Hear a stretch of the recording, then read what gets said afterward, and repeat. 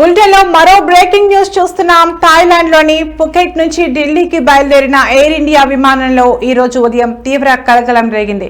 విమానంలో బాంబు ఉందన్న బెదిరింపు రావడంతో అప్రమత్తమైన పైలట్ విమానాన్ని వెనక్కి మళ్లించి ఫుకెట్ అంతర్జాతీయ విమానాశ్రయంలో అత్యవసరంగా ల్యాండ్ చేశారు. ఆ సమయంలో విమానంలో 156 మంది ప్రయాణికులు ఉన్నారు.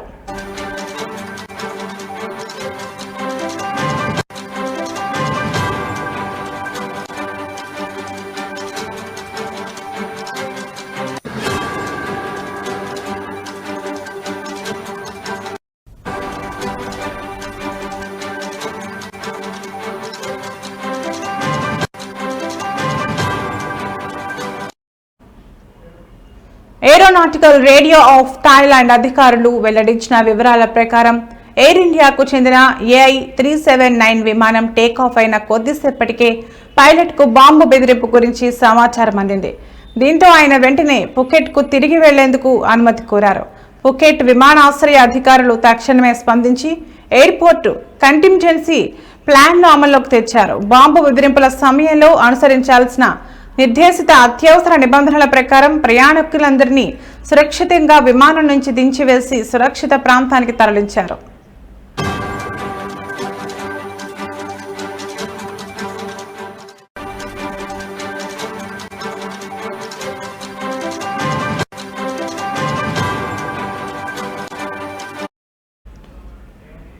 అనంతరం అధికారులు విమానాన్ని క్షుణ్ణంగా తనిఖీ చేశారు. ప్రాథమిక సోదాల్లో ఎలాంటి బాంబు లభ్యం కాలేదని తాజా సమాచారం ద్వారా తెలిసింది. అయితే విమానంలో ఒక బాంబు బెదిరింపు నోటు దొరికిందని అధికారులు ధృవీకరించారు.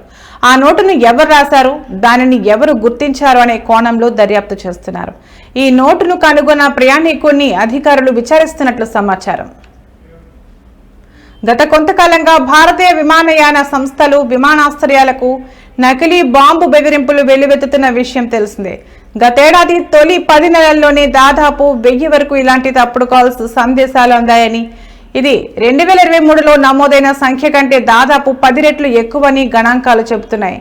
ఈ నేపథ్యంలో తాజా ఘటన మరోసారి ఆందోళన కలిగించింది.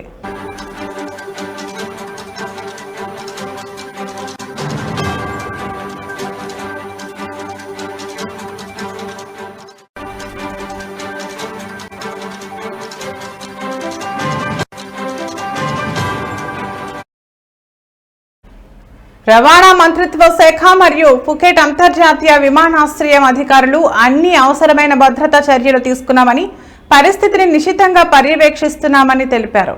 ఈ ఘటనపై దర్యాప్తు కొనసాగుతుందని వారు వెల్లడించారు.